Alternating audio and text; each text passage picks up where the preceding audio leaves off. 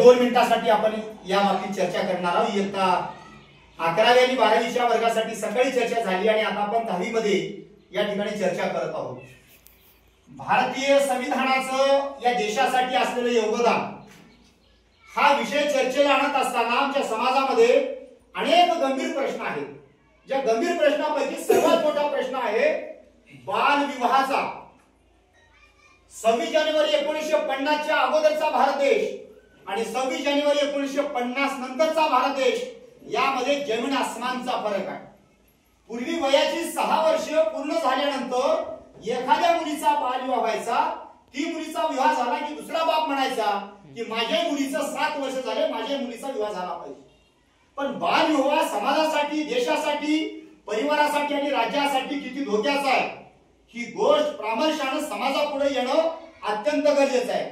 जेव्हा एखाद्या मुलीचा बालविवाह झाला त्या मुलीला होणारी जी संतती आहे ती संतती देखील तेवढी पोषक होणार नाही, त्याचा कधीही मृत्यू होऊ शकतो, एवढं कमकुवत लेकरू जन्मू शकतं। बालविवाह झाल्यानंतर त्या मुलीला जेव्हा बाळ झालं तेव्हा तिच्या शरीराची वाढ होत नाही आणि परिणामतः तिला अनेक रोगांनी ग्रासलं जातं। यामुळे ती मुलगी देखील तिचं आयुष्यमान वाढू शकेल असं काही सांगता येत नाही। बालविवाह झाल्यामुळे मोठ्या प्रमाणात देशामध्ये लोकसंख्या वाढते आणि लोकसंख्या वाढली की देशामध्ये अन्नाचा प्रश्न निर्माण होतो, पाण्याचा प्रश्न निर्माण होतो, शिक्षणाचा प्रश्न निर्माण होतो, राहण्याचा प्रश्न निर्माण होतो, अनेक प्रश्न समाजाच्या पुढे निर्माण होतात। त्यामुळे समाज आणि राष्ट्राला याचा खूप मोठा धोका पत्करावा लागतो। म्हणून संविधानामध्ये ही सर्वात मोठी जोखीम घातली गेली आणि सांगितलं गेलं की 26 जानेवारी 1950 नंतर या देशामध्ये बालविवाह होणार नाही, त्याची दक्षता घेतली गेली। आणि सध्या तरी महाराष्ट्राचा आणि केंद्र सरकार सांगतो ज्या गावामध्ये बालविवाह झाला त्या गावामधल्या पोलीस पाटील, सरपंच आणि त्याचबरोबर अंगणवाडी शिक्षिका आणि ग्रामसेवक यावर फौजदारी गुन्हे दाखल करा। जोपर्यंत एक प्रोग्राम होणार नाही तोपर्यंत या कायद्याचा वचक बसणार नाही, एवढी धमक सरकारने घातली। त्या पाठीमागे सरकारचा उद्देश स्वच्छ आणि प्रामाणिक असतो। सरकार कुणाचंही असो, देशात असणाऱ्या मुलांच्या हातून मोठ्या प्रमाणात त्यांनी शिक्षण घ्यावं आणि त्यांच्या हातून सामाजिक, राष्ट्रीय आणि देशाचं उद्धार होण्यासाठी काम व्हावं हा त्या पाठीमागचा सर्वात मोठा उद्देश आहे। सरकार त्यापुढे जाऊन अनेक मोठं पाऊल उचललं की स्त्री शिक्षण, शिक्षण घेणारी मुलगी ही एका घरचा उद्धार करत नाही तर बाप आणि सासरा या दोन्ही परिवाराचा उद्धार करते। म्हणून केंद्र आणि राज्य सरकारने सर्वात मोठी जिम्मेदारी उचलली आणि त्यांनी सांगितलं की यापुढे जर मुली आता पाश्चात्य देशात शिक्षणाला जात असतील तर मुलांचा सर्व शिक्षणाचा खर्च हा सरकार उचलला जाईल। आता कालच्या मागच्या मराठा उन्हाळी अधिवेशनामध्ये सरकारने मोठा निर्णय घेतला की यापुढे मुलांना कोणत्याही शिक्षणासाठी कोणतीही फीस भरायची गरज नाही, फुकट आता मुलांचं शिक्षण झालं पाहिजे। हेतू एकच आहे, जर मुली मोठ्या प्रमाणात शिकल्या तर मुलांच्या हातून या देशाचा आणि या राज्याचा आणि समाजाचा विकास व्हावा। यासाठी स्त्री शिक्षण हे अत्यंत महत्त्वाचं आहे। स्त्री पुरुष समानतेसाठी संविधानामध्ये ज्या नोंदी केल्या गेल्या केवळ आमच्याकडे एक पुरुष म्हणून न पाहता पुरुषाच्या खांद्याला खांदा लावून आज आमच्या महाराष्ट्रात आणि देशामध्ये कृषी क्षेत्र असेल, शिक्षण क्षेत्र असेल, आरोग्य क्षेत्र असेल किंवा इतर अनेक क्षेत्र असतील, खांद्याला खांदा लावून पोलीस खात्यामध्ये काम करणाऱ्या महिला आहेत, आरोग्य खात्यामध्ये काम करणाऱ्या महिला आहेत, कृषी क्षेत्रामध्ये काम करणाऱ्या महिला आहेत। हे चित्र तुम्हाला आज का दिसतं? कारण या देशातलं भारतीय संविधान या सर्व चांगल्या गोष्टीला जन्म दिला।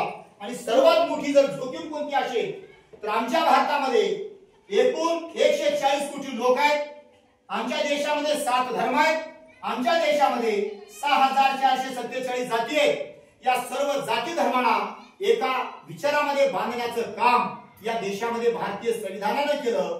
आमच्या देशात जातीयता आहे, ही जातीयता राष्ट्रीय एकात्मतेला सर्वात मोठा धोका आहे, समाजाला धोका आहे, राज्याला धोका आहे। ही गोष्ट ओळखून प्रज्ञापूर्व डॉक्टर बाबासाहेब आंबेडकरांनी संविधानामध्ये कलम घातलं अस्पृश्यता निर्मूलनाचं। आणि जोपर्यंत या देशात ती स्पृश्यता नष्ट होणार नाही तोपर्यंत या देशाचा उद्धार होणार नाही हे सरकारला कळायला लागलं। आज आमच्या देशामध्ये शेवटच्या टप्प्यावर सरकार येऊन थांबलं की तुमच्या टीसीवरची जात ना जात बदलण्याचा प्रोग्राम आता सरकारने हाती घेतला।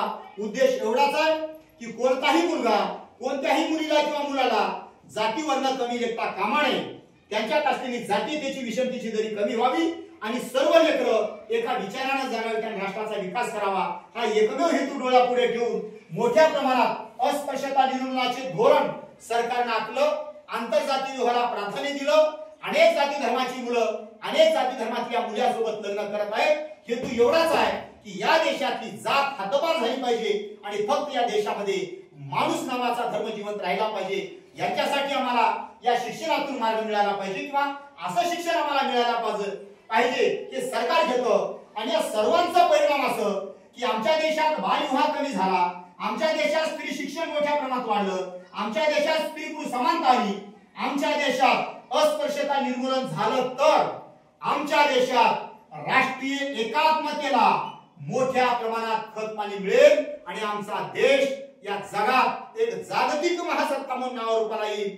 यासाठी मोठ्या प्रमाणात पावलं उचलली जात आहेत. म्हणून इयत्ता 10वी 11वी आणि 12वीच्या विद्यार्थ्यांना मी सांगू इच्छितो की या देशामध्ये तुमच्या वर्गात, तुमच्या गावात, तुमच्या प्रांतात, तुमच्या विभागामध्ये तुम्ही जातीयतेला थारा द्यायचं नाही. स्त्री पुरुष समानतेला मोठ्या प्रमाणात प्राधान्य द्या. स्त्री शिक्षण मुली शिकल्या पाहिजे. यासाठी मुलांनी तर सहकार्य केलंच पाहिजे, पण त्याबरोबर पोरांनी देखील सांगितलं पाहिजे की माझी बहीण माझ्या परिसरातली मुलगी शिकली पाहिजे आणि त्याचबरोबर बालविवाह रोखला पाहिजे.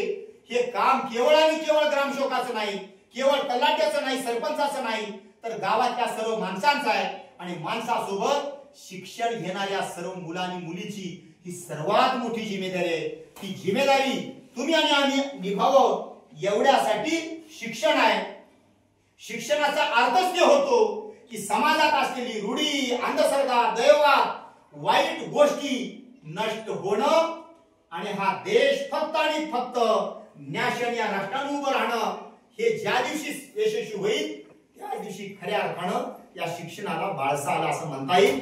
मोठ्या प्रमाणात महात्मा ज्योतिबा फुले, राजर्षी शाहू महाराज, कर्मवीर भाऊराव पाटील, महाराजा सयाजीराव गायकवाड, डॉक्टर बाबासाहेब आंबेडकरांसारखी, राजाराम मोहन राय सारखी अनेक धुरंधर महामानव, महात्मा बसवेश्वरासारखी, साहित्य सम्राट अण्णाभाऊ सारखी ही महामानव या देशातला बालविवाह रोखण्यासाठी काम केलं. स्त्री शिक्षणाला प्रोत्साहन दिलं, स्त्री पुरुष समानतेला प्राधान्य दिलं, अस्पृश्यता निर्मूलन करण्यासाठी त्यांनी जीवाचं रान केलं आणि राष्ट्रीय एकात्मता वाढीसाठी आपलं आयुष्य पणार्पणाला लावलं. त्यांचेच आपण लेकरं, त्यांच्या विचाराची आपण लेकरं, सैनिक म्हणून हेच काम तुम्हाला आणि आम्हाला पुढे न्यायचं आहे. एवढंच या तासामध्ये सांगतो आणि थांबतो. धन्यवाद.